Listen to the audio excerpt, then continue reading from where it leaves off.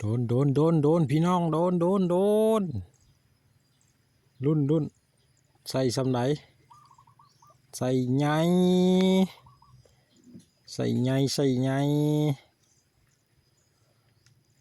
ไม้เด็ดไม้นี่ใส่บ่เคยผ่านมันก่อนขาดมันก่อนเอ็นเบอร์50มือนี่อยู่มือนี่ไปย้อนใส่ไงมาแล้วนับแต้มอีกแล้ว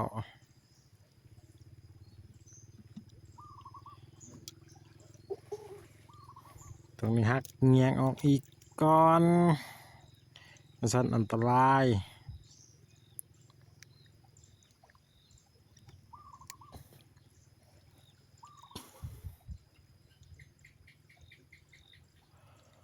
ย้อนลังเขียวกินดีพี่น้องช่วงนี้ก็นำลงก็กินดีคือกันย้อนลังเขียวตัวใหญ่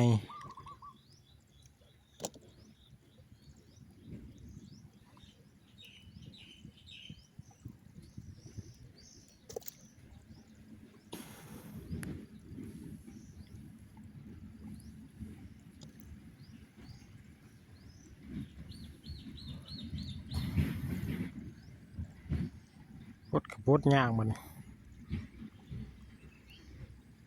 กินบ่มีรุดคะแนนนี่เต็มกำมือเลยมีรุ่นพี่น้องมีรุ่นอยู่หรือบ่อยู่ตัวนี้แต่ก็ตึงอยู่ไซส์ตึงอยู่น่าจะมีรุ่นอยู่ตึงคลองไม้แต่ก็มีอาการอยู่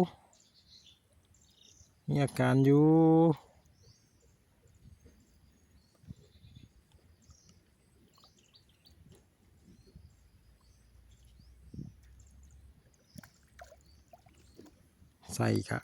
กำลังงามตัวนี้ก็ใส่ตัวนี้ก็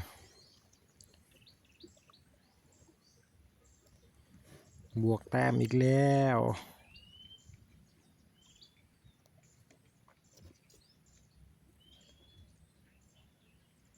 มีดึงออกนอกตัวนี้ซ้ายดึงลากออกนอก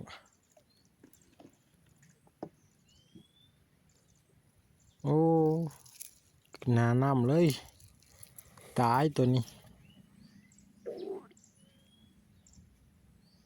กืนมันกืนเลิกมันก็เลยตายมันบอกก้อนในคีมปากมันส่วนไม้สิตายท่านกืนเบ็ดเขาเนี่ยนี่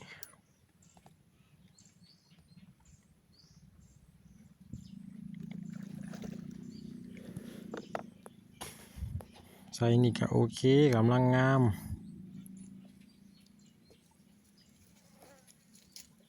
ตัวนี้ก็มีดึงโอ้ใส่โอ้เป็นปลาย้อนอันนี้เนาะปลาย้อนโบเมนปลาย้อนหลังเขียวจักเพิ่นเอิ้นว่าปลาย้อนอีกอย่างแหละอันนี้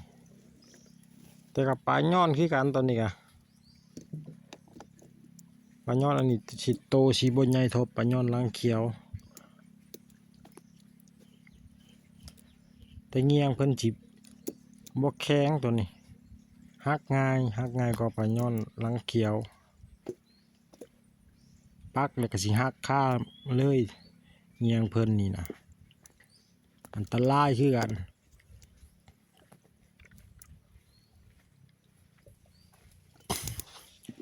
หางมันสิออกดำตัวนี้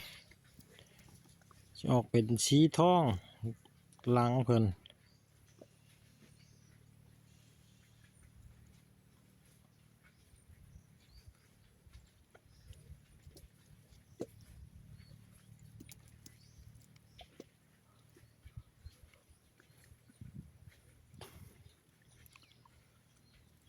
อยู่บ่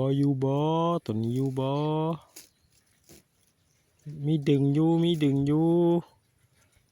ก็ไม่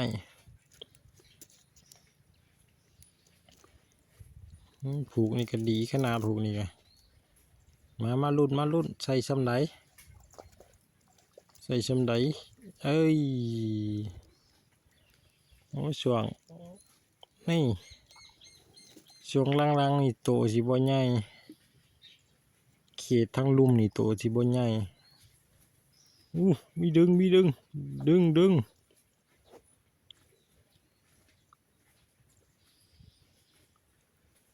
ผูกใส่น้ำบัดนี้ผูกใส่น้ำกับแก่ยาก